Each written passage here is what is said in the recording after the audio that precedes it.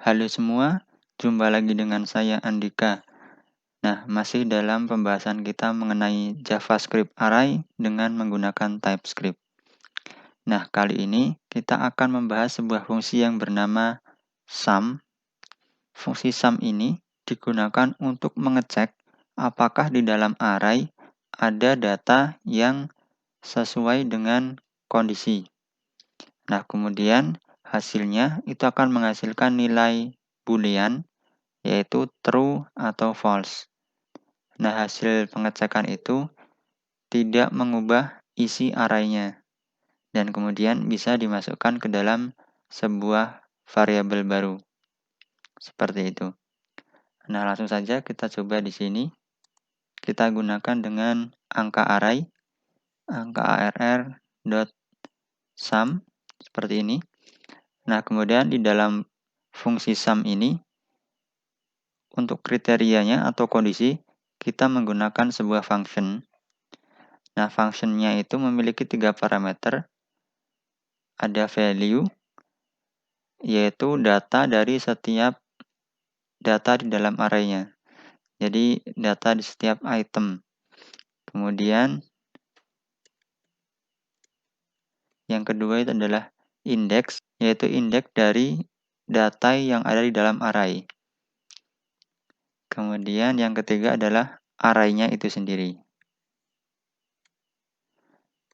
Kemudian, nah di sini adalah kondisi yang akan kita berikan untuk fungsi sum ini.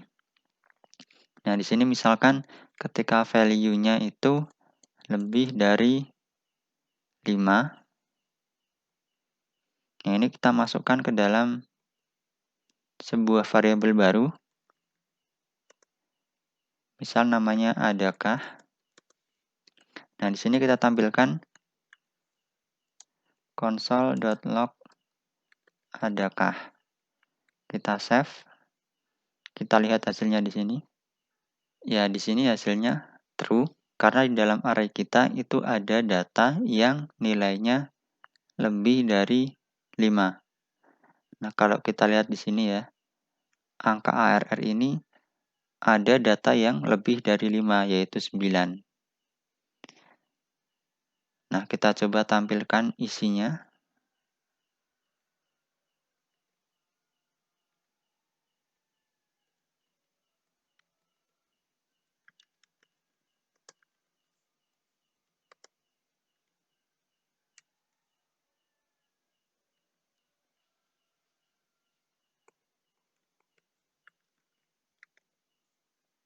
Nah, bisa kita lihat di sini ya.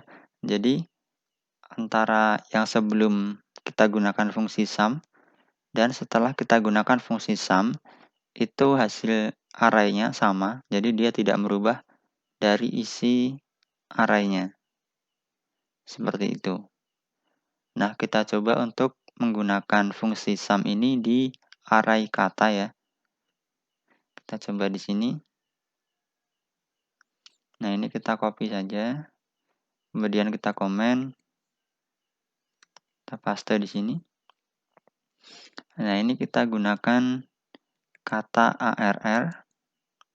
Yang ini juga kata ARR. Kemudian yang ini juga kata ARR. Nah, di sini ada error karena di sini value itu bukan angka, jadi tidak bisa kita gunakan operator lebih dari seperti ini. Nah, kita gunakan misal saja value.length itu lebih dari 5. Nah, karena di sini kita tidak menggunakan indeks dan array-nya, nah ini bisa kita hapus saja. Ya, seperti ini. Kita save. Nah, di sini bisa kita lihat ada yang panjangnya lebih dari 5 karakter, yaitu mereka ya, 1, 2, 3, 4, 5, 6.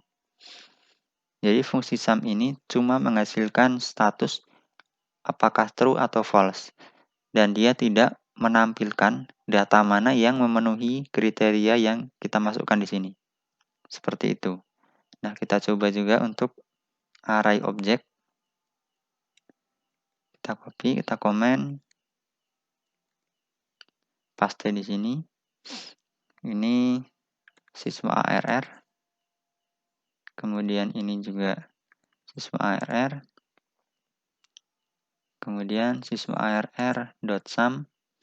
Nah, ini juga otomatis value.length ini tidak bisa kita gunakan karena dia bertipe objek, berarti di sini length itu dianggap sebagai property, dan sedangkan property length tidak ada di tiap objek dari array yang kita masukkan di sini. Nah, misalkan di sini value.nilai itu lebih dari 50.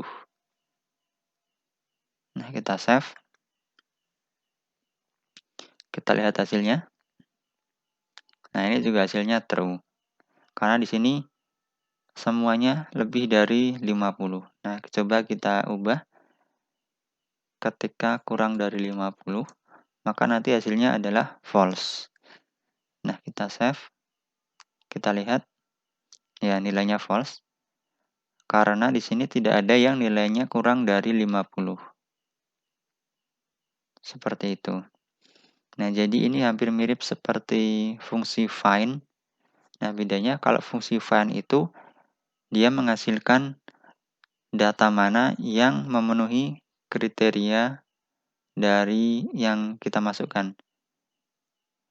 Tapi kalau sum ini dia cuma ngecek dan menghasilkan nilai apakah kriteria itu terpenuhi atau tidak di dalam array yang kita cek ini. Nah, kira-kira itu pembahasan kita mengenai fungsi sum.